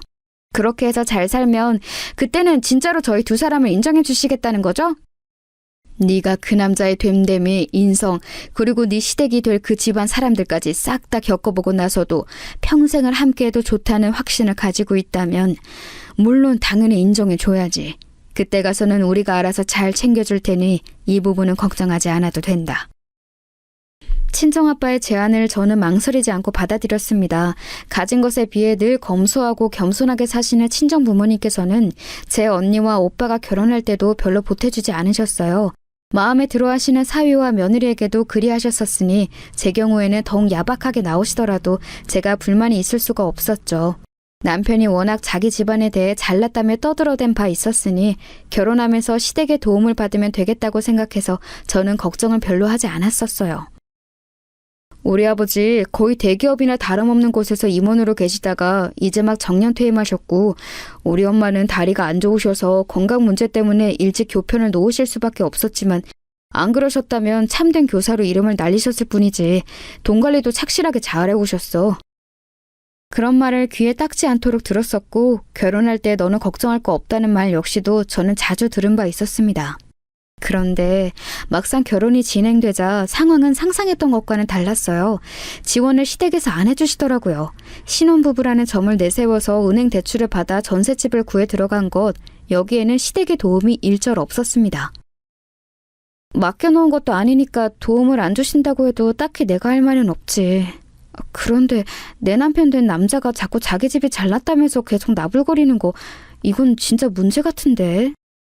저는 그렇게 생각했었으나 결혼하자마자 괜히 남편하고 마찰 빚기 싫어서 티는 안 냈어요. 친정 부모님께 큰 소리를 치고 한 결혼이었기 때문에 절대 망치고 싶지 않다는 생각이 있기도 했고요. 시부모님께서는 생각 외로 돈을 많이 못 모아두신 것 같아서 저를 곧 의아하게 만드셨습니다. 알고 보니까 부동산 투자를 완전히 잘못하셔서 큰 손해를 한번 보신 적이 있으셨더라고요. 어쩐지 뭔가 의아하다 싶었네요. 내가 당신 비난하려는 의도는 절대 아니고 그냥 궁금해서 물어보는 건데, 아버님 어머니께 재산이 별로 없는데 왜 집이 잘 사는 것처럼 당신은 나한테 말을 해왔던 거야? 지금 내가 당신한테 거짓말을 했다고 생각하는 거야? 빚 없으면 부자라는 말도 몰라? 우리 집이 그 큰 손해를 봤었음에도 불구하고 집에 빚이 없어. 이것이야말로 우리 집이 잘 산다는 걸 나타내주는 대목이라고 생각해. 그거 아세요? 상대로부터 무슨 말을 들었는데 똑똑히 다 들어놓고도 대체 뭐 하는 소리인지 이해가 안 되는 현상이요. 그런 현상이 세상에는 존재하더라고요. 결혼 후에 남편을 마주하면서 제가 그런 현상에 자주 빠져들었어요. 무슨 말인지 알기는 알겠는데 동시에 무슨 말인지 영원히 모를 것 같은 그런 말들은 남편은 하는 사람이었습니다. 그것이 바로 뜬구름 잡기라는 걸 깨닫기 전에는 애석하게도 몇 달이 걸렸네요. 누가 남매 아니랄까봐 제 시누이도 약간 뜬구름 잘 잡는 사람이었어요. 남편의 누나인데 허영심이 좀 있었습니다. 남들하고 비교를 엄청 해댔고요. 하루 종일 휴대폰으로 남들이 지금 이 시간에 뭘 어떻게 멋있게 살고 있는지를 확인하느라 정신이 없었습니다. 패션에도 민감했고 멋부리는 걸 좋아했어요. 문제가 있다면 애엄마라는 점이었고, 더 큰 문제가 있다면 그런 허영심을 채울 수 있는 재력이 시누이에게는 없었다는 거였죠. 결혼한 시누이는 자기 친정에서 멀리 살지 않았는데요. 그래서 제가 시어머니께 딸이 가까이 살면 좋으시겠다라고 말씀을 드렸었던 날 이런 소리를 들었습니다. 남들은 자기 딸이 애 데리고 온다고 그러면 쌍수를 들고 환영하던데 나는 어째서 우리 딸은 마음으로 환영해 줄 수가 없을까? 얼굴만 봤다 하면 쓸데없는 하소연을 3시간, 4시간 나한테 늘어놓으니 아무튼 죽을 맛이야. 애 옷이며 장난감은 왜 그렇게 자꾸 사달라고 그러는지. 아휴. 시어머니께서는 시누이 얘기를 하시며 죽을상을 하고 계셨어요. 시누이가 상당히 골칫덩어리라는 걸 저는 바로 알 수 있었네요. 그래서 저는 웬만하면 시누이하고 안 엮이고 싶다는 바람이 있었는데요. 그런 저에게 시어머니께서는 노골적으로 당신의 딸을 제가 상대했으면 하고 바라셨습니다. 저보고 시누이와 카페 가서 커피도 한 잔씩 마시고 애도 한 번씩 돌봐주고 이러라고 하시더군요. 저는 형님하고 별로 친하지도 않는데 제가 먼저 나서서 그러면 형님도 어색하게 생각하지 않으실까요? 나는 걔가 벅차서 이제는 안 되겠어. 너무 힘에 부치니까 네가 좀 앞으로는 걔를 상대해줬으면 좋겠구나. 우리 잘난 아들을 네가 홀랑 채갔으면 이 정도 성의는 보여줄 수 있는 거 아니니? 모름지기. 여자는 결혼하면 출가 외인이야. 너는 이제 우리 집안을 네 집이라고 온전히 생각하면서 살아야 돼. 시누이를 시누이라고 생각하지 말고 친언니라고 여기면 좋겠구나. 제가 깜짝 놀랐던 게 듣고 있는데도 무슨 말인지 모르겠다는 점에서 시어머니하고 남편하고 비슷했어요. 그러니까 시댁 식구들이 대체로 다 비슷했다는 거죠. 이걸 눈치채고 나니까 살짝 정신이 아득해졌습니다. 남편에게 말했어요. 시누이하고 저를 자꾸 시어머니께서 붙여놓으려고 하시는데 좀 부담스럽다고요. 그랬더니 남편이 저에게 이러더군요. 그걸 왜 나한테 말해? 우리 엄마가 그러셨으면 분명 뜻이 있으시니까 그러신 거겠지. 그런 줄 생각하고 알아서 잘 행동하고 처시네. 나한테 말해봤자 내가 뭘 해줄 수 있겠어. 그럼 당신한테 말하지.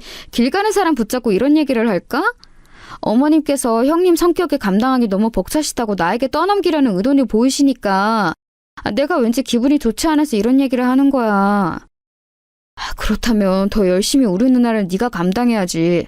나는 짧게 일하는 당신보다 밖에서 일을 훨씬 오래 일하고 출퇴근길도 오래 걸리고 돈도 당신보다 많이 벌잖아. 나에 비해서 당신이 세우는 공은 너무 적다는 생각 안 들어? 그러니까 우리 가족들한테 잘 하기라도 해줬으면 좋겠어. 남편이 그렇게 말을 하는데 왠지 빈정이 상하더라고요. 남편이 바쁘기는 했습니다. 대기업은 아니고 중견기업 다녔고요. 회사가 먼 편이라서 출퇴근도 오래 걸렸죠.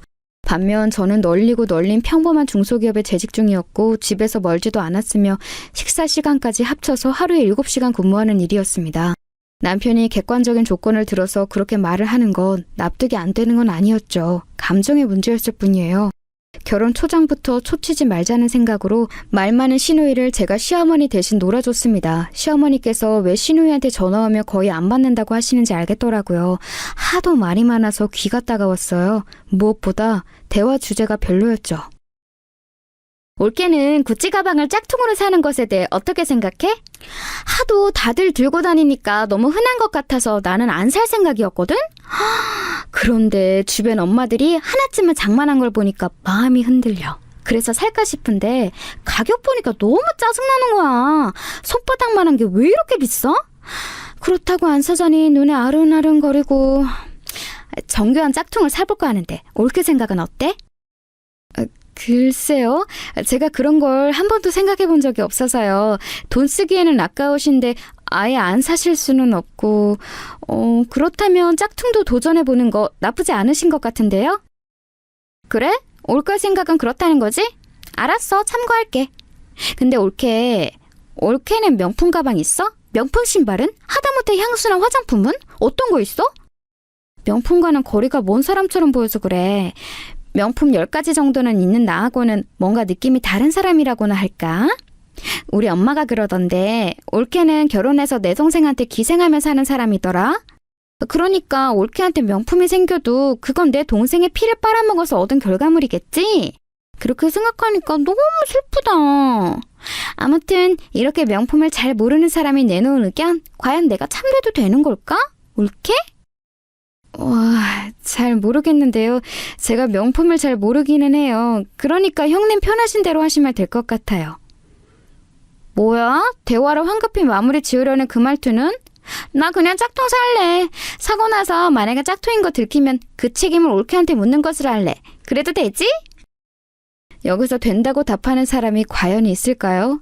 저요, 진짜로 시누이가 미친 사람인 줄 알았습니다. 정신과 약을 먹고 있거나 먹어야 하는 사람 둘 중 하나라고 생각했네요. 심해부가 자영업하느라고 바쁘신 분으로 알고 있었고 그래서인지 당신의 아내에 대해 별 생각을 못 하시는 것 같고 다른 시댁 식구들은 아무도 시누이의 정신 상태를 심각한 것이라고 인지하지 않고 있고 저만 미칠 노릇이었습니다. 한 번 받아주니까 시누이는 자꾸만 저에게 각종 상담과 하소연을 반복하며 됐어요. 정신이 나갈 것 같아서 참다가 시누이의 연락을 무시했는데요. 그랬더니 시어머니께서 득달같이 연락을 하시더군요. 너 이러는 거 아니다. 네가 많이 후달리는 결혼을 했으며 결혼하고 나서 현실적인 모습을 보여야지. 너 어쩜 이렇게 무정하니? 우리 딸 사실 얼마나 외롭고 가여운 아이인데 네가 친구처럼 친자매처럼 그렇게 대해주면 어디 덧나니?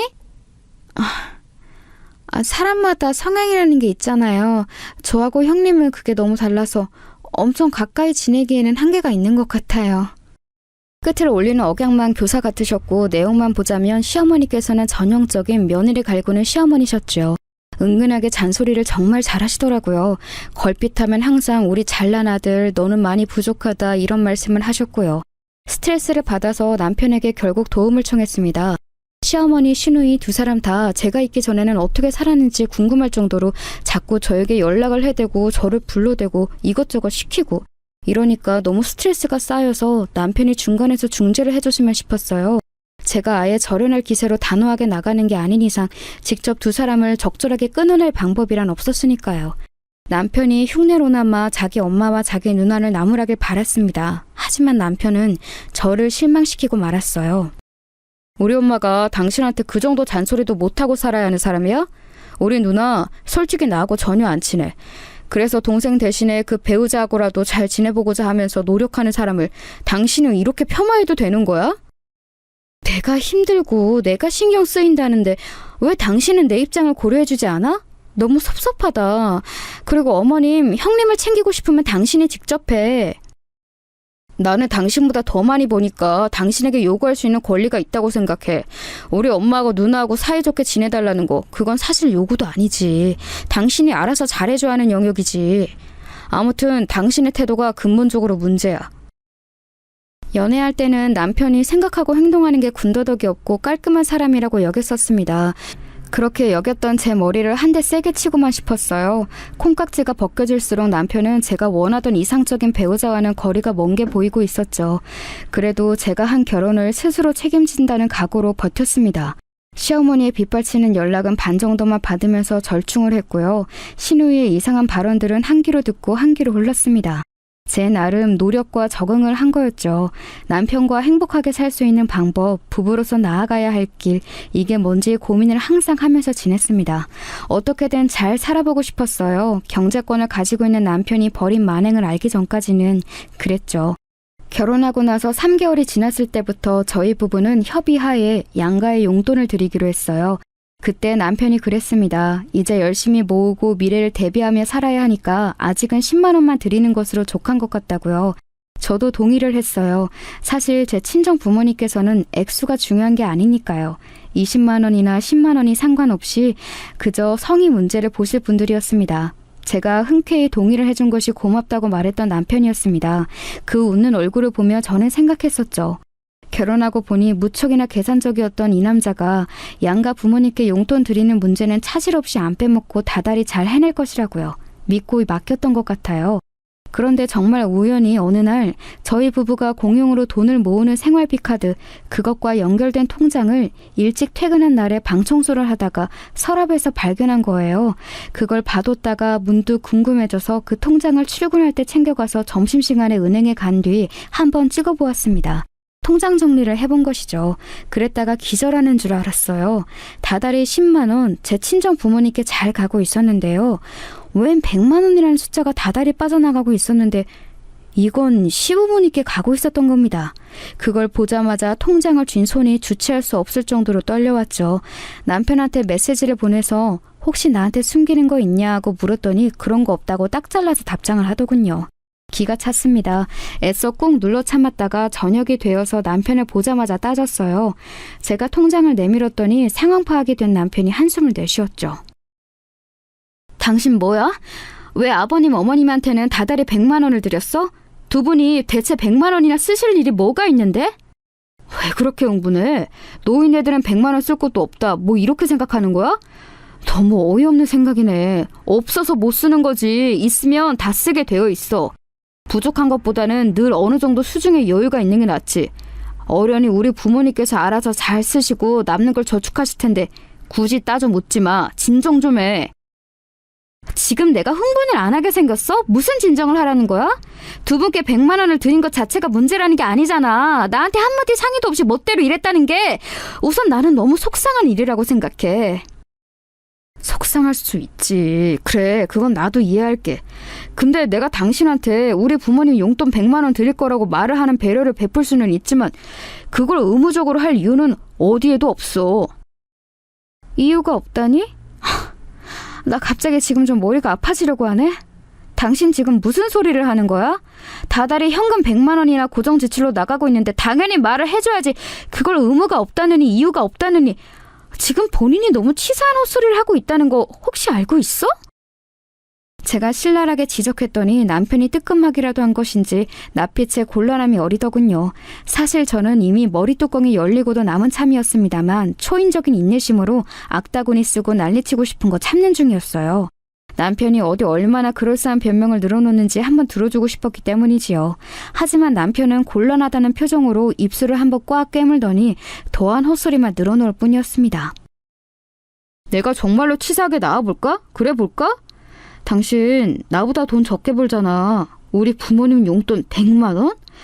그거 내가 버는 것에서 충분히 다 드리고도 남아. 당신이 딱 최저시급 수준의 월급 받으면서 미래 전망이 어두운 단순 사무직 다닐 때 나는 앞으로가 보장된 탄탄한 직장 다니면서 그 안에서 전쟁을 치러가면서 당신보다 훨씬 더 많은 월급 받고 있어. 단순히 수치로 봐도 내가 월등하지만 일하는 업무 강도, 앞으로의 전망 이런 것까지 다 따져보자면 당신은 나하고 비교조차 안 돼. 비교를 하는 것 자체가 나에게는 너무 굴욕적인 일이야. 이런 마당인데 내가 당신한테 우리 부모님 용돈 드리는 걸 꼬박꼬박 말을 했어야 했다고? 허락이라도 맞듯이? 나는 그건 아니라고 봐. 와, 당신 정말 치사한 걸 넘어서서 치졸하다. 그런 걸로 조목조목 따지고 싶은 생각이 잘도 들었어?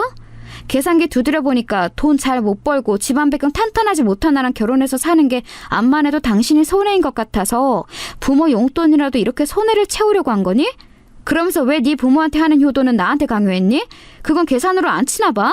계산으로 쳐졌으면 나도 내가 버는 월급보다 훨씬 많은 가치가 있는 사람인데?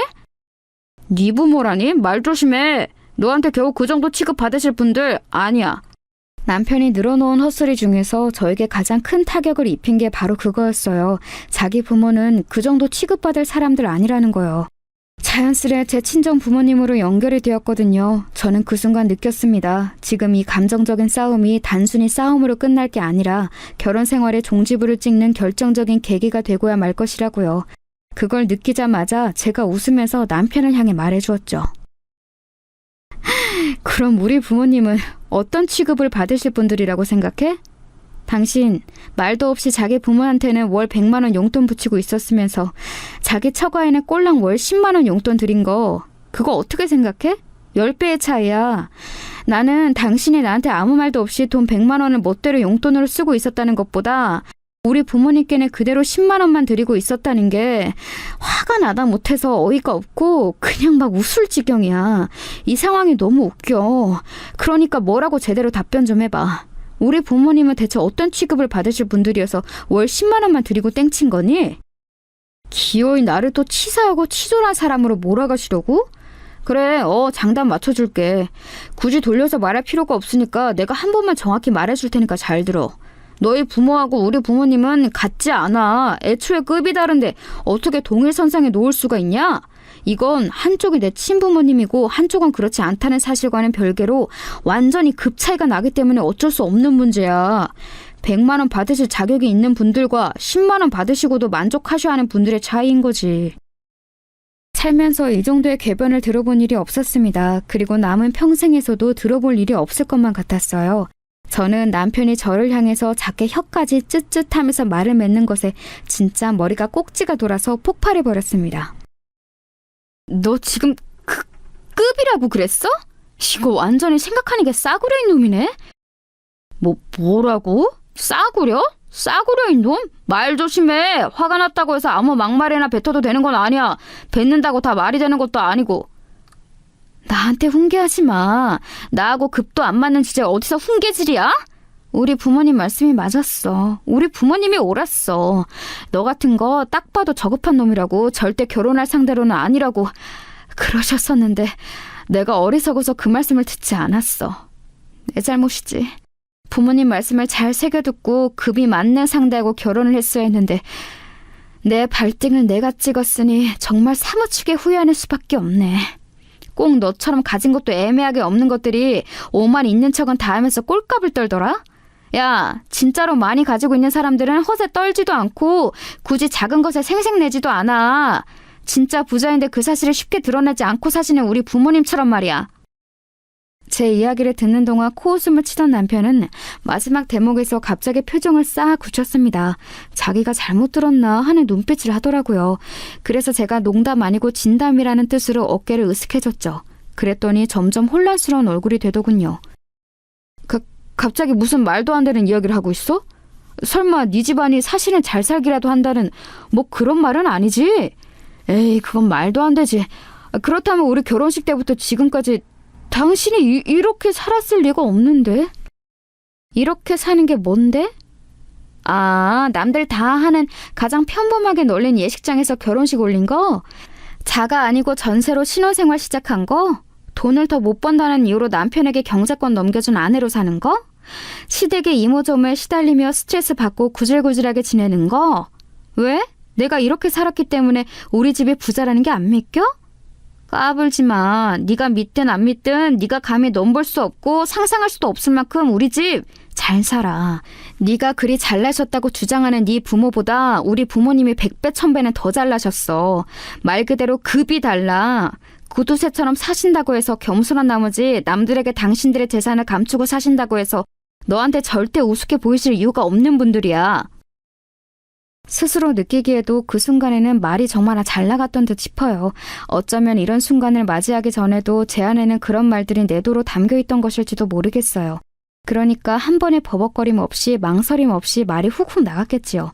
제가 거짓을 말하고 있지 않다는 걸 알아챈 남편은 놀라서 기절하기 일보 직전이었습니다. 저는 그런 남편에게 우선은 급한 대로 제 휴대폰에 있는 사진들로 증거를 보여줬네요. 으리으리한 집에서 살고 있는 언니 부부, 오빠 부부, 그리고 친정 부모님께서 소유하고 계신 건물에 임대인 문제 때문에 들르셨을 때 찍은 사진 같은 것들 보여주는 동안 남편은 손을 덜덜 떨면서도 침묵을 지켰고, 저는 왜 진작 친정 집안이 든든한 재력을 지니고 있다는 걸 밝히지 않았는지 그 이유를 알려주었습니다.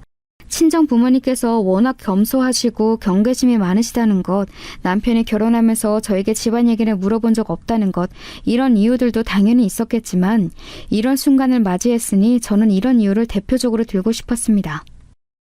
바로 이렇게 될까봐 진작 안 밝혔던 거야. 이렇게 이기적이고 치사하고 자기 밥그릇만 챙길 줄 아는 그런 놈이라는 게 결국 드러날까봐. 그게 걱정돼서 우리 집이 어떤 집인지 안 밝혔어. 너의 집 면목을 보고 싶었던 건데 설마 이렇게까지 바닥일 줄은 몰랐지. 잠깐만, 내가 너무 혼란스러워서 할 말을 잃었었는데 이제 생각이 정리가 됐어. 그러니까 당신이 여태 나를 고의적으로 속인 거 맞지? 처가 식구들도 모두 한통속이고 사람 하나를 바보 말듯하니 정말 심성이 못됐다. 내가 엄청 피해를 본 셈이네. 집안이 그렇게 부자인 거 안 밝혔으니까 나는 이거 사기 결혼을 당한 거나 마찬가지야. 그렇지만 내가 너그러이 넘어가 줄게. 이러면 이제 우리 서로 공평한 거지? 서로 한 번씩 잘못한 거니까 공평하게 넘어가면 되는 거지? 무슨 공평 같은 단어를 들먹여? 미쳤어? 사기 결혼? 그건 내가 할 소리야. 이거 왜 이래? 그동안 나를 보면서 얼마나 속으로 비웃었을까. 당신 정말 우명한 여자다. 속에 눈구렁이라도 품고 있나 보네. 당신은 남자의 자존심을 마구고 짓밟은 거야. 아니, 인간의 존엄성을 파괴한 거야.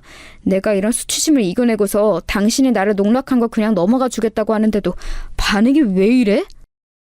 헛소리를 자꾸 늘어놓으니까 내가 반응을 이렇게 할 수밖에 없지. 아, 그래, 다 그냥 내 잘못이라고 치자. 내 잘못이고 미안해. 됐지? 그럼 이제 우리 갈라서자. 깔끔하게 이혼하자고. 내가 지금 원하는 건 이거야. 이혼이라는 말을 듣자마자 남편이 엄청 씩씩거리더라고요. 자기 처가의 진짜 급을 알게 되었으니 어떻게든 저를 회유해야 될 상황이었는데 제가 단호하게 이혼을 들먹이니까 낭패다 싶었겠죠.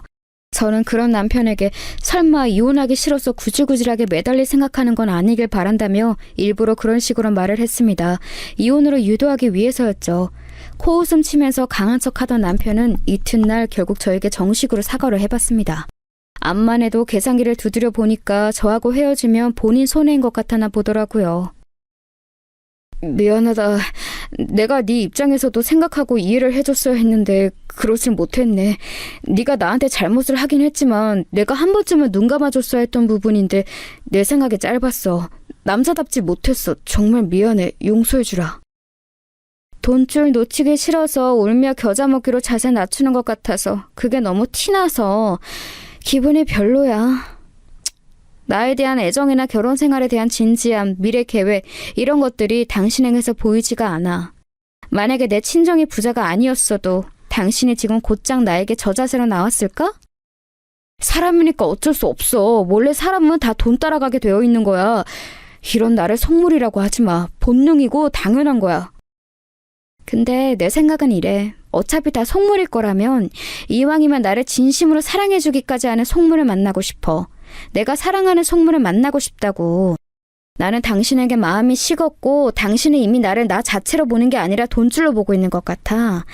이게 무슨 결혼한 지 얼마 안 된 부부의 모습이야? 한창 깨를 볶아야 할 때인데 우리는 계산기만 두드리고 있어. 이건 우리가 인연이 아니라는 증거 같아. 제가 차분하게 뜻을 전달하자 남편은 차마 반박하지 못하고 입을 다물었습니다. 표정 보니까 상당히 분한 듯 보였어요. 그러더니 시어머니 방패를 금세 꺼내들더군요. 시어머니께 연락을 받았어요. 우리 아들이 너한테 말을 잘 좀 하라고 뭐 그러던데 나는 뭔 일인지는 모르겠고 네가 잘못했다고 하여간에 그냥 싹싹 빌어라. 여자가 너무 드세게 굴어도 못 써. 자기 서방의 길을 죽여놓고 잘 사는 여자 내가 평생 못 봤다. 아유 그런 여자는 꼭 밖에서 사고를 쳐도 치고 살더라고. 그러니까 너도 우리 아들한테 나긋나긋하게 굴어. 싸우지 말고. 와 진짜 듣기 싫더라고요. 들을 가치를 못 느꼈어요. 그래서 그냥 죄송하다고 말씀드린 뒤 전화를 끊었습니다. 그랬더니 시누이가 찾아왔어요. 자기 애를 데리고 말입니다. 그러면서 하는 말이 조카 얼굴을 봐서라도 제가 너그럽게 넘어가 줬으면 좋겠다고 그랬어요. 어린 조카를 생각해서 마음 좀 곱게 쓰라고 하더군요. 그 말 듣고 어이가 없어서 제가 그랬습니다. 친조카도 아니고 시조카인데 제가 굳이 그래야 하나요? 저하고는 피 한 방울 안 섞였는데요. 왜 그렇게 말을 냉정하게 해? 앞에 시자 붙었다고 해서 남 취급이야? 옳게. 우리는 남이 아니야. 가족이야. 그러더니 한참 제 앞에서 설교를 시작했습니다. 우리가 남이 아니라 가족인 이유, 남보다 가족이 나은 이유, 이런 내용들이요. 한 귀로 듣고 한 귀로 흘리던 중이었어요. 한참 의미 없는 설교를 늘어놓던 시누이가 남대없이 자기의 운동화 한 켤레 사주면 안 되냐고 하더라고요. 이건 뭔 소린가 싶었습니다. 옳게, 그거 알아? 아이들은 발이 빨리 커서 운동화 비싼 거 신기는가 마는가로 진짜 부자 가짜 부자가 갈린다? 이런 거에 돈 쓰는 게 진짜 부자인 거야. 그런데 우리 애는 옳게도 보다시피 좋은 신발을 못 신기고 있거든. 그래서일까? 우리 애가 어린이집에 가서 자꾸 기가 죽는 거 있지? 형님, 애가 무슨 그런 걸로 기가 죽어요? 애가 기 죽은 게 아니라 애 엄마가 혼자 그런 걸 신경 쓰는 게 아닐까요? 옳게, 내 말을 더 들어봐. 다른 건 몰라도 운동화에 돈 쓰는 거 솔직히 아깝기는 하더라고. 내가 그 정도 배포는 안 되더라. 그래서 나는 올케가 내 동생하고 이혼을 하더라도 우리의 운동화는 기념으로 한 켤레 좀 사주고 떠나시면 좋겠어. 그러더니 시누이가 저한테 휴대폰 메시지로 웬 인터넷 사이트 판매 주소를 보냈어요. 얼떨결에 눌러봤다가 제가 화들짝 놀라고 말았죠. 시누이가 원하는 신발은 나이키라든지 이런 스포츠 브랜드가 아니라 명품이었습니다. 그래서 언감생심 구매할 엄두도 못 냈던 것이죠. 진짜 어이가 없었습니다.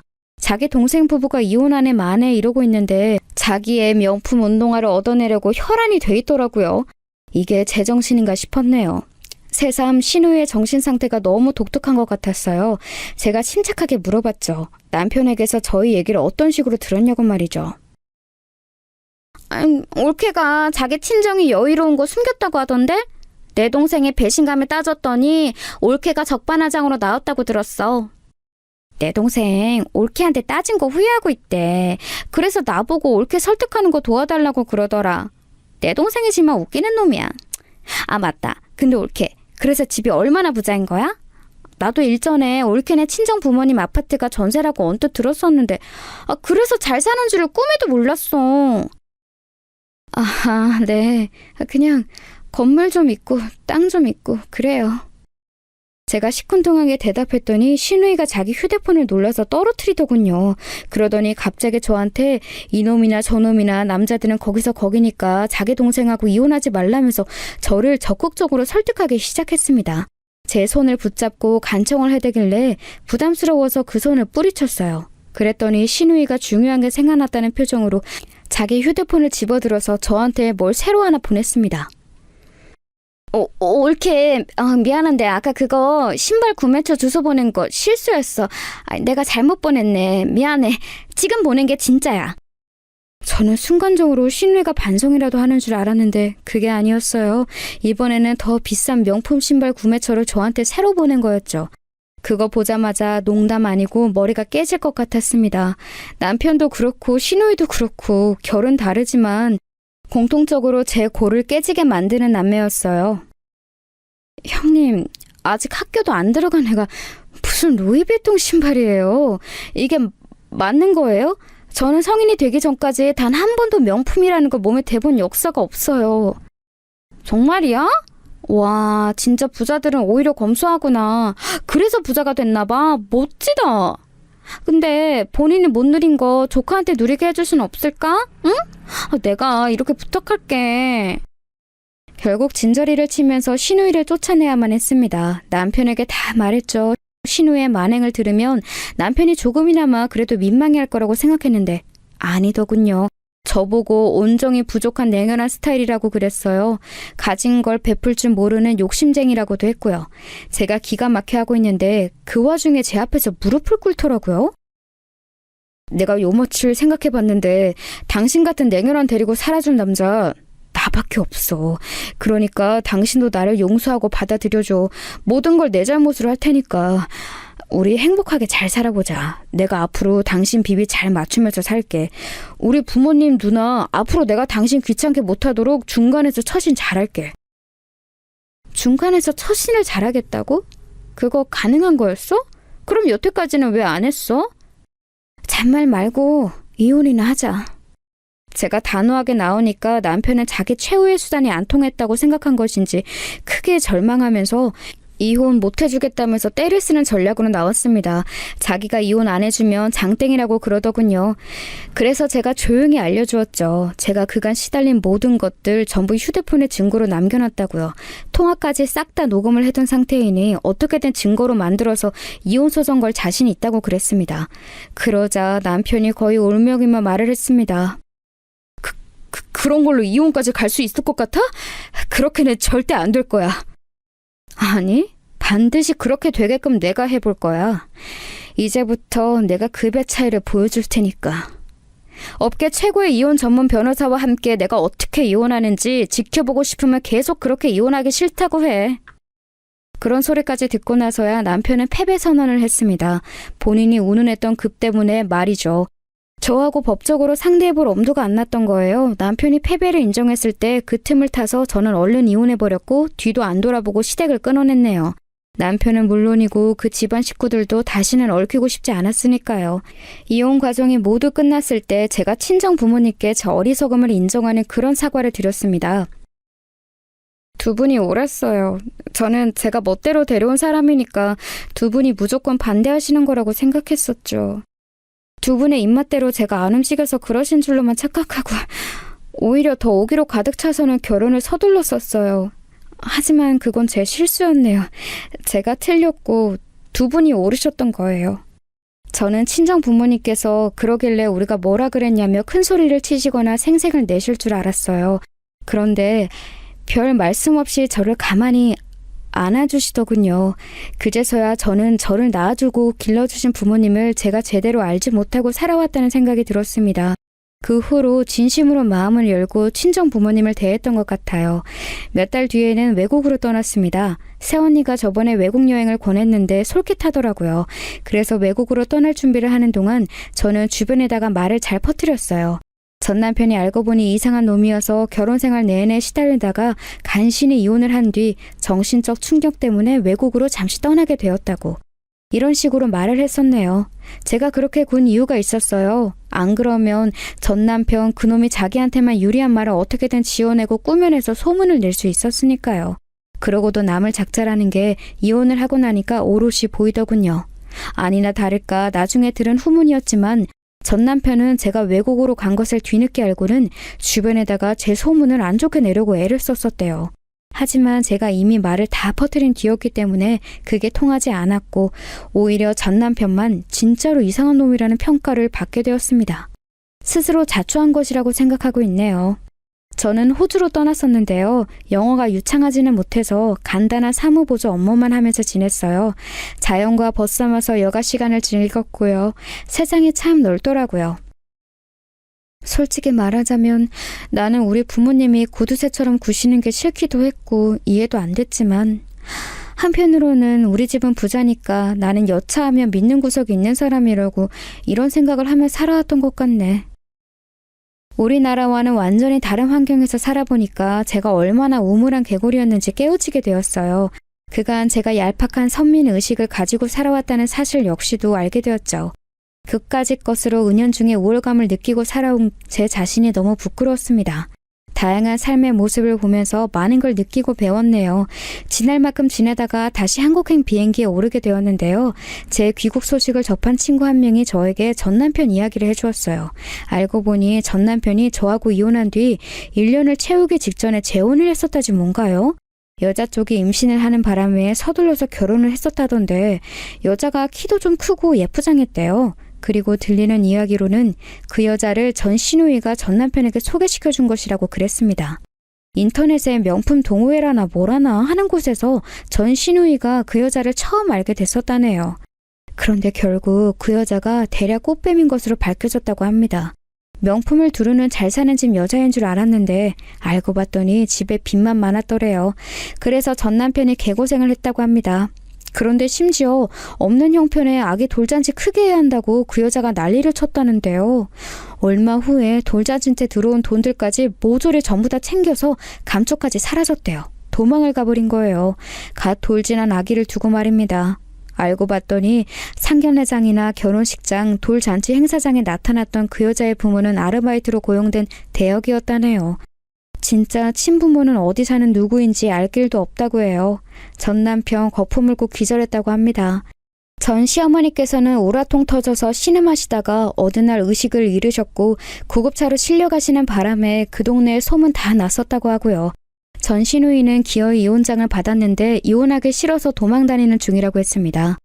전 시댁 집안이 초토화돼서 전부 죽을 맛이라는 이야기를 듣고 제가 인생이란 모르는 거구나 싶었습니다. 어쨌거나 저는 이미 결혼할 상대를 만난 뒤였죠. 호주에서 만난 인연이었는데요. 선하고 밝고 강인한 정신력을 가진 사람이었어요.